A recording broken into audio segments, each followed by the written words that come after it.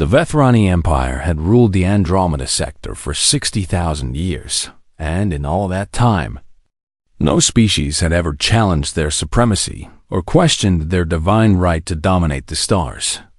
So when the Galactic Federation proposed a political marriage between their Princess Empress and a human representative, the entire imperial court erupted in outrage and disbelief that echoed across 100 worlds. Princess Empress Solara Kith sat upon her crystalline throne in the Grand Chamber of Kythos, her golden eyes burning with barely contained fury as she read the Federation's proposal for the third time, unable to believe what these lesser beings dared to suggest.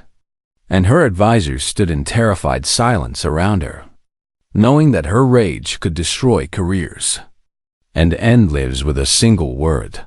The Vethrani were magnificent creatures who stood 8 feet tall with skin that shimmered like liquid, silver and eyes that glowed with inner light. And they lived for 5,000 years, accumulating wisdom and power that made other species seem like children playing at civilization.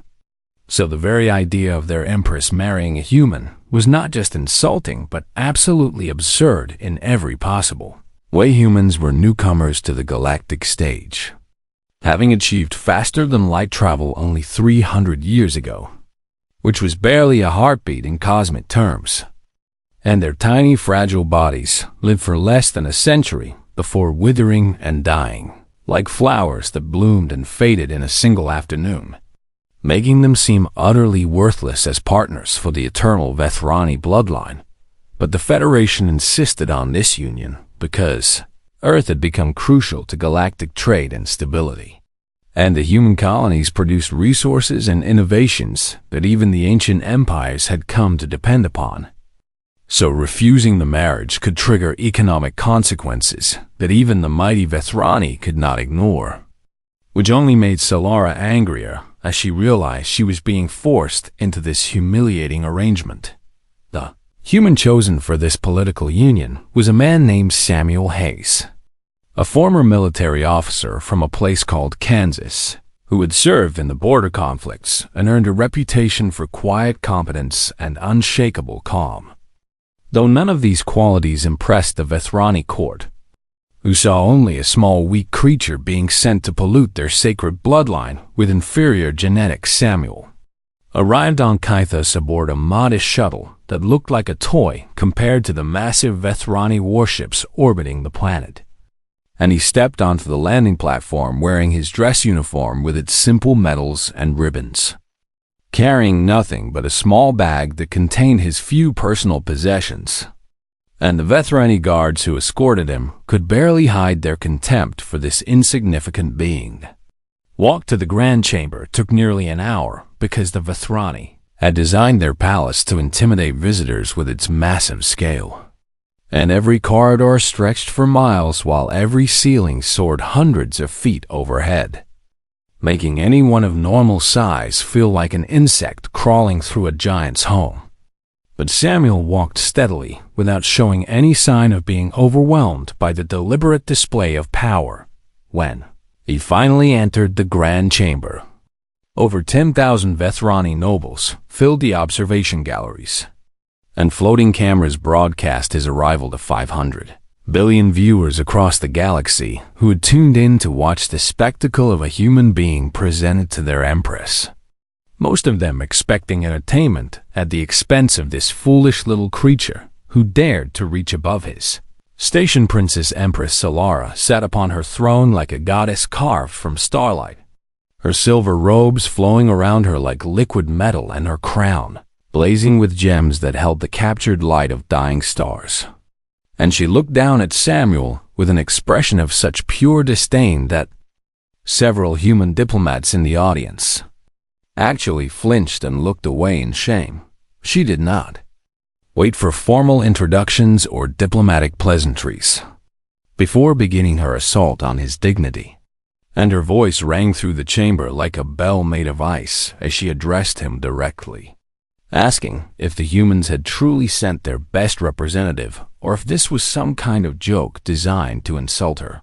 Personally, Samuel stood silently as she continued her attack, calling him a mayfly whose entire existence would pass in what felt like a weekend to her people, questioning whether humans possessed true intelligence or simply mimicked it like clever animals trained to perform tricks, and wondering aloud how a species that still died from diseases and aged into weakness could possibly consider themselves worthy of standing in her presence. The Vethrani nobles laughed at her words, their melodic voices creating a chorus of mockery that filled the chamber and broadcast across the galaxy.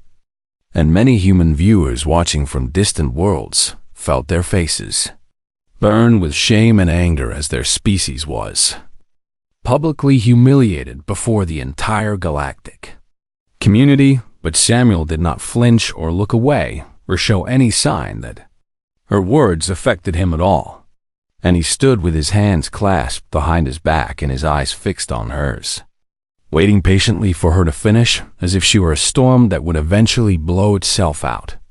And something about his calm refusal to react began to irritate Solara more than any angry response could have when she finally paused to take a breath. Samuel bowed respectfully and spoke for the first time, his voice quiet but clear as it carried through the sudden silence of the chamber. And he simply thanked her for receiving him and asked when the traditional courtship rituals would begin, as if she had just welcomed him warmly instead of trying to destroy him with words. Golden eyes widened slightly at his response, because no one had ever reacted to her contempt with such composed dignity, and she found herself momentarily speechless as she tried to understand how this tiny creature could stand before her without trembling or begging or showing any of the fear she expected from inferior beings. Her advisors exchanged worried glances because they recognized something dangerous in the human's calm demeanor, a kind of quiet strength that did not fit their understanding of his supposedly weak and primitive species. And several of them began to wonder if they had underestimated what they were dealing with. Solara recovered her composure and smiled coldly as she declared that the sacred trials would begin at dawn, explaining that these ancient rituals were designed to test worthiness through challenges of mind and body and spirit, and that no alien had ever passed them in the entire history of the Vethrani Empire. Samuel nodded and thanked her for the honor of participating in such venerable traditions, then asked politely to be shown to his quarters so he could rest before the trials began. And his reasonable response to her obvious trap somehow felt like a challenge that she could not quite define. His guards escorted him from the chamber. Solara watched his retreating back with narrowed eyes, already planning how she would break this strange little human and prove once and for all that his species was unworthy of her attention, certain that the trials would expose him as the weak and worthless creature she knew him to be. Galaxy watched and waited for the entertainment to continue, fully expecting the human to be humiliated and destroyed by challenges he could not possibly survive. But somewhere in the back of her mind, Solara felt a tiny flicker of doubt that she quickly crushed before it could grow into something more troubling. Dawn would bring the first trial, and she would enjoy watching him fail. The first sacred trial was called the Labyrinth of Whispers, and it had been created by ancient Vethrani mystics over 40,000 years ago as a test of mental strength and psychological endurance that had broken countless warriors and scholars and kings who dared to enter its twisting corridors of nightmare and illusion. Samuel stood before the massive stone gateway at dawn, watching as the carved symbols on its surface began to glow with pale blue light that seemed to pulse like a heartbeat. And around him stood thousands of Vethrani, observers who had gathered to witness his inevitable failure and humiliation in person, rather than watching through screens. Princess Empress Solara sat upon a floating throne above the crowd, her silver robes catching the early morning light as she looked down at the human with a smile of anticipation, certain that the labyrinth would shatter his fragile mind within hours and prove that she had been right about his worthless species all along. High Priest of the Trials explained the rules in a booming voice that echoed across the gathering, telling Samuel that the labyrinth would reach into his mind and create manifestations of his deepest fears and most painful memories, forcing him to face every trauma and regret until he either found the exit or lost himself forever in madness. Vethrani champions typically required 20 days to navigate the labyrinth, and many never emerged at all. Their bodies eventually recovered as empty shells, with minds completely destroyed by what they had experienced inside. So no one expected the human to last more than a few hours before collapsing into screaming. Insanity. Samuel nodded calmly when the priest finished speaking, and asked only one question about whether there were any rules against running, which drew confused laughter from the crowd, who assumed he was making a joke about fleeing in terror. Though his expression suggested he was completely serious, the gateway opened with a grinding roar of ancient stone, revealing a corridor of absolute darkness that seemed to swallow light itself. And Samuel walked forward without hesitation, disappearing into the shadows as the door sealed shut behind him with a boom that echoed like thunder across the silent crowd inside the labyrinth. Samuel found himself standing in a perfect recreation of his childhood home in Kansas, the small farmhouse where he had grown up with his parents and his younger brother Nathan. And for a moment he simply stood in the kitchen doorway, breathing in the smell of his mother's cooking and listening to the sound of wind rustling through wheat fields outside. But this was not a happy memory, because the labyrinth had chosen the worst day of his life to begin its assault. And suddenly, the scene shifted to show him receiving the news that Nathan had died in a colony raid on Proxima 7, killed by alien pirates, while Samuel was stationed too far away to help or even to say goodbye. The pain hit him like a physical blow, and he staggered against the wall as grief flooded through him with the same intensity he had felt years ago when the message first arrived. But he forced himself to breathe deeply and remember that this was an illusion designed to break him, not a real moment he could change or escape. The labyrinth shifted again, showing him the faces of soldiers who had died under his command during the border conflicts. Young men and women who had trusted him to lead them safely and instead followed him into ambushes and disasters that left them bleeding out on alien soil. While he survived to carry the guilt forever, Samuel walked through their accusations without flinching, acknowledging each face and each name and each failure, accepting responsibility for every death while refusing to let the weight of it crush him into submission, because he had already spent years learning to carry this burden, and no illusion could make it heavier than reality. The corridor twisted and reformed into a hospital room where his mother lay dying from a disease that medical science could have cured if only he had earned enough money to pay for the treatment. And she looked at him with disappointed eyes and asked why he had chosen military service over staying home to care for her. This hurt worse than anything else, because part of him still wondered if she was right, if his ambitions and dreams of serving among the stars had cost his mother her life. But Samuel sat beside her bed and held her hand and told her that he loved her, speaking the words he wished he had said more often when she was alive. The labyrinth grew frustrated with his resilience and threw everything at him in rapid succession, showing him every embarrassment and failure and secret shame he had ever experienced, whispering constantly that he was worthless and weak, and that humanity was a joke species that would never matter in a galaxy of ancient powers. Samuel kept walking through every nightmare because he understood something the labyrinth did not expect, which was that humans lived their entire lives knowing they would die, carrying the weight of mortality and loss from their very first breath, learning to function and even thrive despite the constant presence of grief and fear and regret. He had already survived everything the labyrinth could show him, because these were his memories, his experiences, his pain, and he had not merely endured them, but had somehow found the strength to keep going afterward, to build a life and find meaning and even moments of happiness, despite everything he had lost on the second day.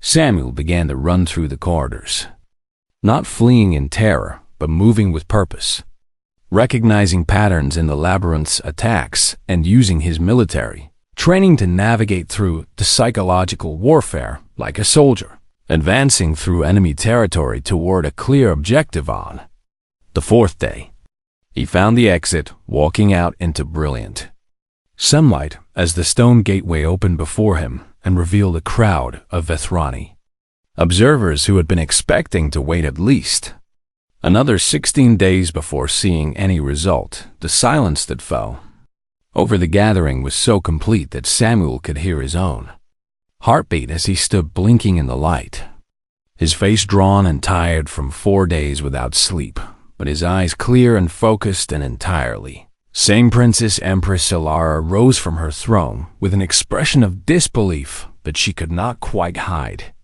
demanding to know how a human had completed the trial faster than any Vethrani in recorded history, faster than champions who had trained their entire lives for this single challenge. Samuel considered his answer carefully before speaking, and when he did, his voice was quiet but carried across the silent crowd with perfect clarity as he explained that humans learn to carry their pain and keep moving because their short lives gave them no other choice. No centuries to recover, no millennia to heal. He said that his species had evolved on a world that tried to kill them constantly, surrounded by predators and diseases and disasters, and they had survived by refusing to let fear or grief or trauma stop them from doing what needed to be done. Day after day, Solara stared at him for a long moment, something shifting behind her golden eyes that might have been the first tiny crack in her certainty about human worthlessness. But she quickly hardened her expression and announced that the second trial would begin immediately. The human had passed the first test through some kind of trick or luck, she told herself, but the next trial would destroy his body as completely as the labyrinth should have destroyed his mind.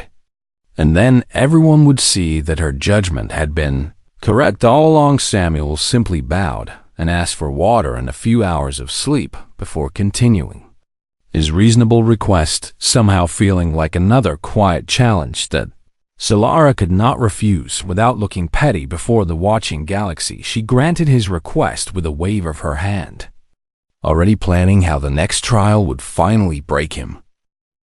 The second trial was called the Crucible of Endurance, and it took place on the frozen moon of Vareth, where temperatures dropped to 200 degrees below zero and storms of ice and wind raged without pause across a landscape that had killed thousands of challengers throughout the centuries. Samuel stood on the transport platform as a Vethrani official, explained the rules of the trial, telling him that he must cross the frozen range on foot and retrieve a ceremonial crystal from the peak of Mount Kairos. A journey of over 60 miles through the most hostile environment in the Empire.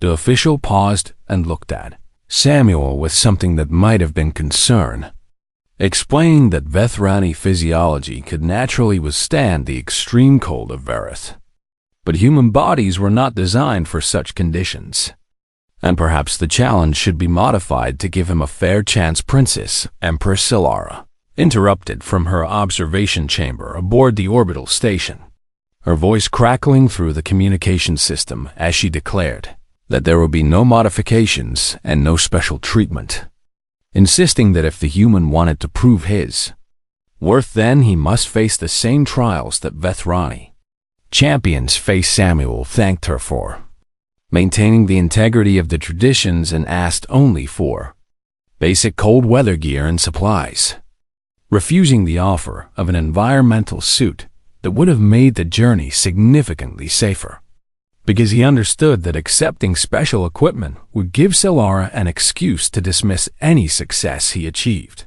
The transport deposited him at the base of the mountain range as the first storm of the day was building on the horizon. and Samuel checked his gear one final time before beginning the long walk toward peaks that disappeared into swirling clouds of ice and snow back on Earth.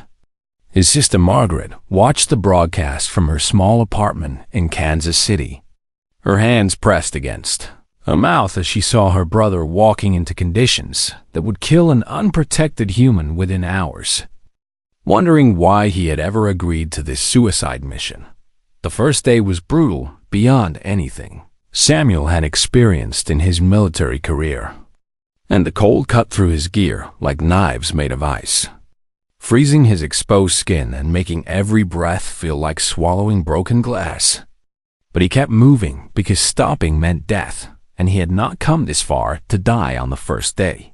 Built a shelter from blocks of ice when the storm grew too violent to navigate, using techniques he had learned during survival training on the colony worlds. And he huddled inside the tiny space with his arms wrapped around his body, waiting for the worst of the wind to pass while his core temperature dropped dangerously low by the second day. Frostbite had claimed 3 fingers on his left hand, turning them black and dead while pain shot up his arm with every movement. But Samuel kept climbing because the only way out was forward and backward, with me admitting that Solara had been right about humanity all along. The observation drones that followed him broadcast his struggle to hundreds of billions of viewers across the galaxy, and many of them began watching not to see him humiliated, but to witness what was becoming an incredible display of determination that transcended species boundaries. Veteran soldiers who had completed this trial spoke to reporters about their own experiences, admitting that they had nearly died multiple times despite their natural resistance to cold, and expressing grudging respect for a human who continued climbing with a body that was clearly failing on the third day. Samuel collapsed in the snow and lay still for so long that the drone operators reported his death to the observation station. But then he began moving again, crawling forward on hands and knees when his legs refused to support his weight.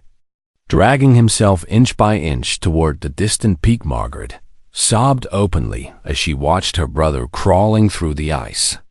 And millions of human viewers across the galaxy wept with her, feeling every moment of his suffering as if it were their own, praying to whatever gods they believed in that he would find the strength to continue. Princess Empress Solara watched from her throne aboard the orbital station with an expression that had slowly changed over the past 3 days, the contempt fading into something more complicated as she witnessed a level of determination that she had never seen from any species, not even her own. On the 4th day, Samuel reached the base of Mount Kairos and began the final climb, his body broken and frozen and operating on nothing but willpower and the stubborn human refusal to accept defeat. And the galaxy held its breath as he crawled up slopes that had killed Vethrani warriors in peak physical condition. The ceremonial crystal sat in a frozen shrine at the summit, glowing with soft blue light that had guided challengers for thousands of years. And Samuel pulled himself over the final ridge with hands that could barely grip the ice anymore, his vision blurring and his heart stuttering in his chest. He could not pick up the crystal with his damaged hands, so he wrapped it in cloth and pressed it against his chest, securing it inside his jacket where his fading body heat would keep it close. And then he began the long descent that everyone watching assumed would kill him on the 5th day. He collapsed twice and lay in the snow for hours before forcing himself to move again, his body shutting down piece by piece while his mind screamed commands that his muscles could barely obey. But somehow he kept crawling toward the extraction point on the 6th day. He walked the final mile on legs that should not have been able to support him, driven by something beyond physical strength or mental endurance, something that the watching galaxy could not quite define but recognized as uniquely and magnificently human. When he crossed the finish line and handed the ceremonial crystal to the waiting official, Samuel looked directly at the observation drone and spoke words that would echo across the stars for generations to come. His voice cracked and barely audible, but absolutely clear in its meaning.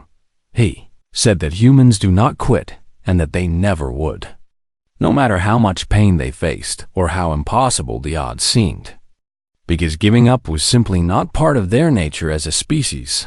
Then, he collapsed into the snow and did not move again until medical teams reached him 3 minutes later, fighting to save a body that had pushed itself far beyond any reasonable limit of survival. Princess Empress Solara sat in silence for a long time after the broadcast ended, and her advisors reported that when she finally spoke, she asked only one question that no one in the chamber could answer. She asked what kind of species could produce individuals willing to destroy themselves rather than accept failure, and whether the Vethrani had ever truly understood what humans were capable of. 3 weeks passed while Samuel recovered in the Imperial Medical Facility, and during that time the galaxy buzzed with debate about what they had witnessed, with billions of beings across hundreds of worlds arguing about whether the human had proven something profound or simply demonstrated the foolish stubbornness of a primitive species, the Vethrani. Doctors who treated Samuel reported that his injuries should have killed him several times over, and they could not understand how his body had continued functioning long after reaching the point of total systematic failure, as if his will alone had kept his organs operating when biology said they should have stopped. Princess Empress Solara visited the medical facility twice during his recovery, though she told no one about these visits and simply stood outside his room watching him sleep, trying to understand the strange creature who had turned her simple entertainment into something that challenged everything she believed about lesser species. When Samuel was finally declared fit enough to continue, the announcement of the third and final trial drew the largest audience in galactic broadcast history, with over 800 billion viewers across every sector of known space tuning in to watch what would happen next. The Trial of Spirit was considered the most revealing of the 3 challenges because it required the challenger to submit to a deep telepathic scan by the Vethrani High Oracle, exposing every thought and memory and hidden truth to judgment without any possibility of deception or concealment. High Oracle was an ancient being named Kirith who had served the imperial throne for 3,000 years, reading the minds of countless challengers and finding the darkness that lurked within every species, the cruelty and selfishness and secret shamus that disqualified them from union with the sacred Vethrani bloodline. Samuel entered the Chamber of Revelation, wearing simple white robes provided by the temple priests, his left hand still bandaged where surgeons had removed his dead fingers, and he walked with a slight limp from damage that would never fully heal.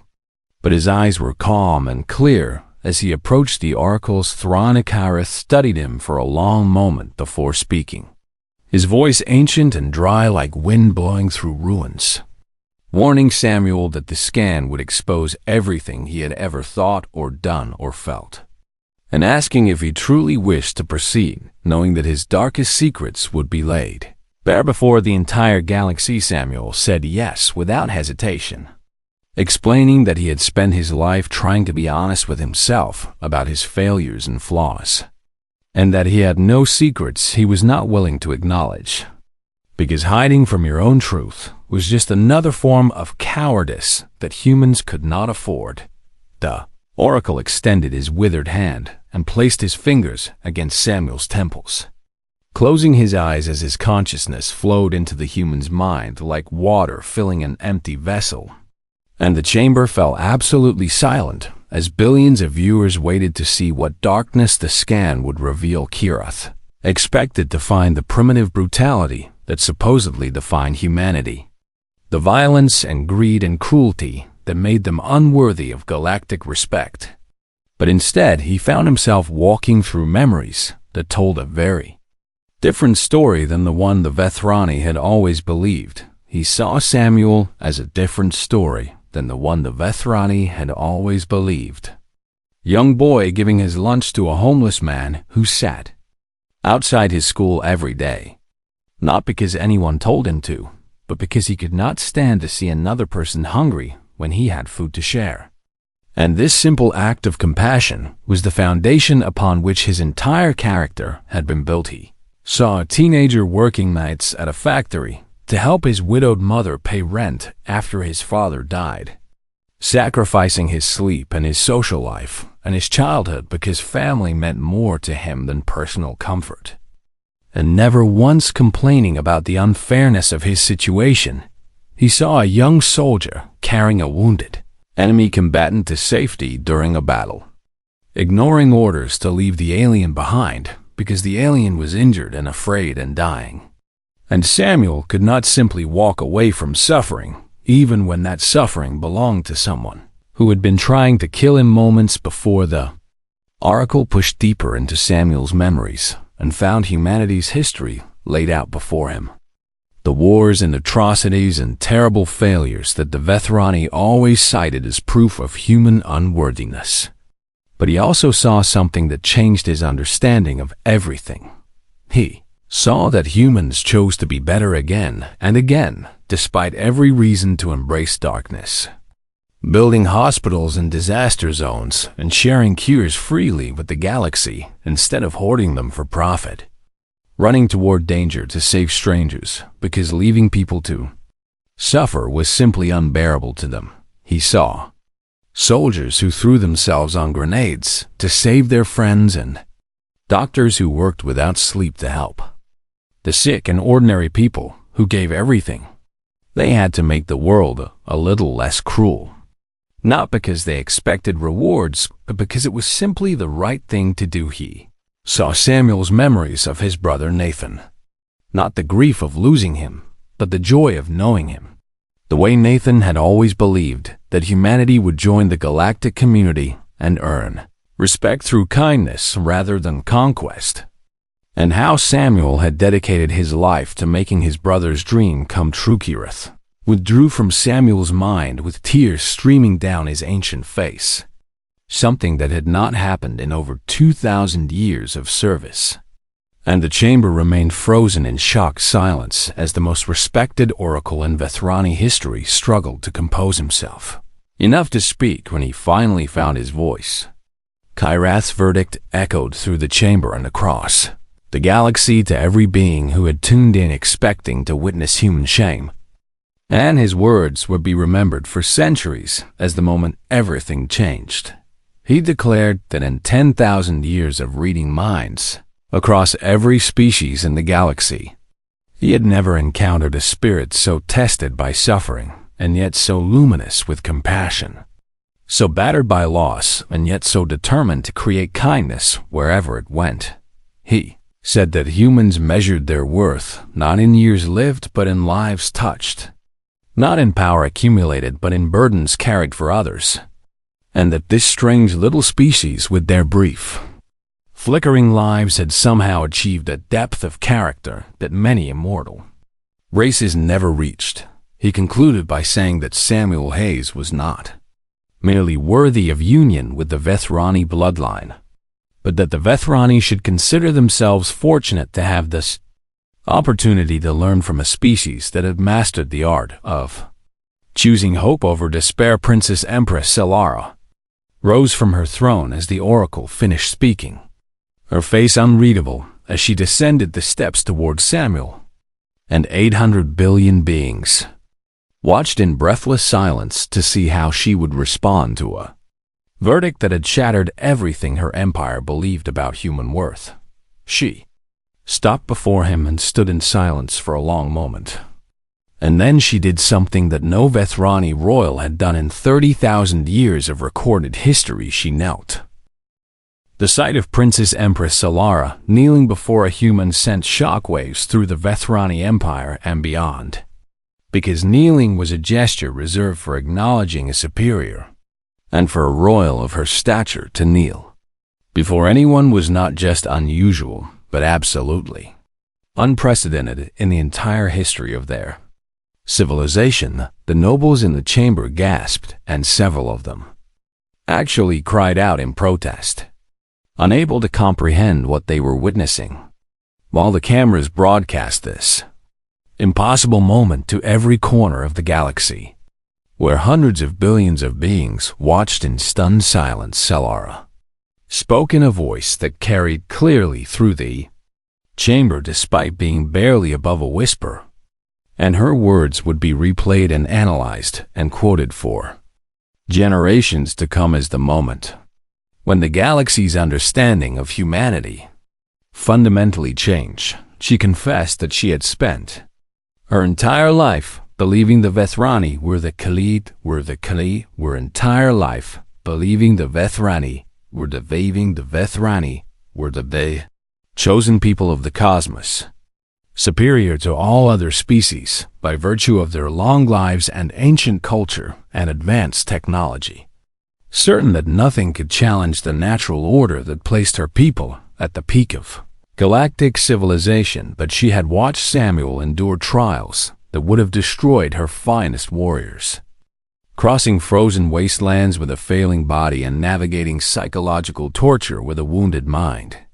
And she had seen his memories reveal a depth of character that made her own accomplishments feel hollow. She admitted that she had been wrong about humanity and wrong about what made a species worthy of respect, because she had been measuring worth by years and power when she should have been measuring it by courage and compassion and the willingness to suffer for others. Samuel reached down and took her hands gently, lifting her to her feet as the watching galaxy held its breath. And when he spoke, his voice was kind, but firm in a way that made clear he was not accepting her surrender, but offering something else entirely. Told her that humans did not want worship or submission from anyone, explaining that they had learned through centuries of painful history that putting any person or group above others led only to suffering and injustice, and that they sought partnership instead of dominance because growth required equals working together. He said that humanity had made terrible mistakes and would probably make many more, but they had also learned that the measure of a species was not whether it failed, but how it responded to failure, whether it chose to learn and improve or simply repeated the same cruelties forever. He offered his hand not as a conqueror claiming victory, but as a partner proposing alliance, asking her to help him build something new between their peoples. A relationship based on mutual respect rather than ancient hierarchies or assumptions about who was superior to whom. Solara looked at his outstretched hand for a long moment while the chamber remained frozen in silence. And something shifted in her golden eyes that those who knew her well recognized as the breaking of chains she had not even known she was wearing. She took his hand and stood beside him as equals, announcing to the galaxy that the marriage would proceed not as a political arrangement between unequal powers, but as a true union between two peoples who had much to learn from each other. The wedding ceremony took place 1 week later in the Grand Temple of Kythos, and it was watched by over 1 trillion beings across every sector of known space, making it the most viewed event in galactic history by a margin so large that the previous records seemed insignificant. Samuel's sister Margaret sat in the front row wearing a simple blue dress, weeping openly as she watched her brother standing beside an alien empress who had once called him worthless. And around her sat delegations from over 100 species who had traveled specifically to witness this moment. Ceremony blended Vethrani traditions with human customs, creating something new that honored both cultures while belonging entirely to neither. And when Samuel and Solara spoke their vows, they did so in both languages so that every viewer could understand the promises. Being Mata, Solara vowed to learn from humanity's example of finding strength in brevity, to measure worth by depth rather than duration, and to never again assume that ancient age made her people wiser or better than those who had yet to prove themselves. Samuel vowed to show her the best of humanity while never hiding the worst, to build bridges between their peoples that would outlast both of them, and to honor the memory of everyone who had sacrificed so that humans could stand as equals among the stars when they kissed. Cheering erupted across hundreds of worlds simultaneously. broadcast and amplified until the celebration seemed to echo through the very fabric of space itself. And historians would later mark this moment as the true beginning of humanity's integration into galactic society. Within a year, Earth received full membership in the Galactic High Council, a status that normally required centuries of proving worthy, but was granted unanimously after Samuel's performance in the trials demonstrated that humans had already proven everything they needed to prove within a decade. Human diplomats served in every major sector of known space, bringing their strange blend of fragility and determination to negotiations that had stalled for millennia, somehow finding common ground between ancient enemies who had forgotten why they were fighting. The changes spread slowly at first and then faster, as species after species began to reconsider their assumptions about what made a civilization valuable, looking beyond lifespan and technology to examine the character of the individuals who made up each society 20 years after the wedding. Samuel and Solara stood on the balcony of their palace watching their twin children play in the gardens below, the first beings in history to carry both human and Vethrani heritage, living bridges between two peoples who had once seemed impossibly different. Solara asked if he ever regretted accepting the arrangement, pointing out that he had given up his homeworld and his family and decades of his short life to live among people who had initially despised everything he represented. Samuel smiled and shook his head, explaining that humans had a saying about the measure of a life being found in its depth rather than its length, and that he had lived more deeply in his years with her than he could have imagined possible when he first stepped off that modest shuttle onto Vethrani soil. He said that he had helped two species find common ground and changed how the galaxy viewed his people, raising children who would carry both legacies forward into a future brighter than anyone had imagined, and that no human could ask for a more meaningful life than Solara took his hand, her golden skin warm against his weathered fingers, and they stood together in comfortable silence as their children laughed and played below them, representing a hope for the future that had seemed impossible just 2 decades before. Somewhere out among the stars, humanity continued to surprise the galaxy with their stubborn refusal to accept limitations, their relentless determination to prove themselves worthy, and their strange, beautiful insistence on choosing compassion over cruelty. No matter how much it cost them, they always would, because that was simply who humans were.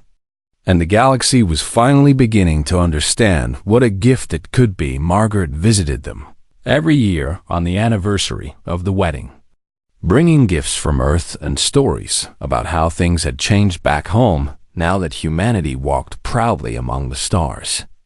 And she always told her niece and nephew the same bedtime story about their father. She told them about an ordinary man from Kansas who had faced impossible odds and refused to surrender, who had taken every insult and every challenge and every moment of pain and transformed them into something beautiful. She told them that their father had taught the galaxy what it meant to be human, and that someday they would carry that lesson even further than he had ever dreamed. When the children asked what the most important part of being human was, she always gave them the same answer that Samuel had given her years ago. When she asked why he was willing to risk everything for people who hated him, she told them that the most important part of being human was the choice, the daily decision to be kind when cruelty would be easier, to hope when despair made more sense, and to keep fighting for a better future, even when the present seemed determined to crush that dream.